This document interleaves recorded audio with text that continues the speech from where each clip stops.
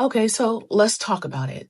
Because I'm kind of seeing a pattern that's hard to ignore. And it's time we talk about it, honestly. If you do have comments for this video, make sure you keep them respectful, not just to me, but to everybody else too. We can't afford to continue to be divisive.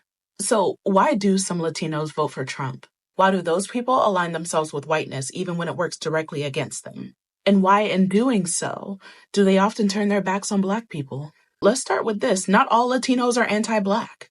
Not all Latinos voted for Trump. That's fact. But when we talk about patterns, we're talking about systems. We're talking about something that didn't start here. It started way back. See, Latin America didn't escape colonization. It was built on it. Spanish and Portuguese colonizers created rigid racial caste systems, where, of course, whiteness was at the top and Blackness, especially of African descent, was at the bottom. And as sad as it is to say, that mentality largely has never left. In fact, many Latin American countries, anti-Blackness isn't just cultural, it's institutional. In school systems, beauty standards, marriage expectations, even immigration policies. Now, if we fast forward to life in the US, here you have entire generations of Latino families, many of whom were taught that the closer you are to whiteness, the safer that you end up being.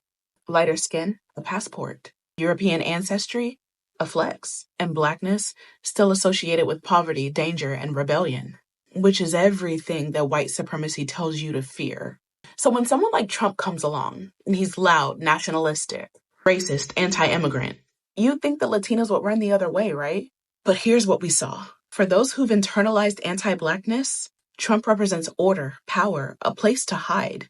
And if your survival has always been tied to not being Black, you'll throw us under the bus just to get a seat on it.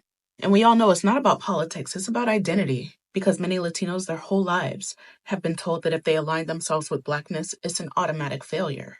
That it means going backwards, that it means becoming the problem. When they see Black people taking up space, demanding justice, organizing, protesting, taking pride in being unapologetically Black, they reject it. Because they, like most of us, have been taught to fear what you don't know.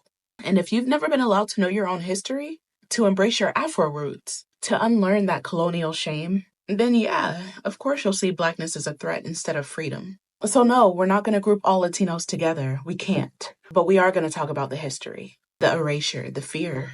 Because some of y'all aren't choosing Trump, you're choosing distance. Distance from Blackness, distance from yourselves. But what you're running from might just be your key to liberation. And if we don't talk about that, we're not building bridges, we're building silence. And I refuse to be quiet about it.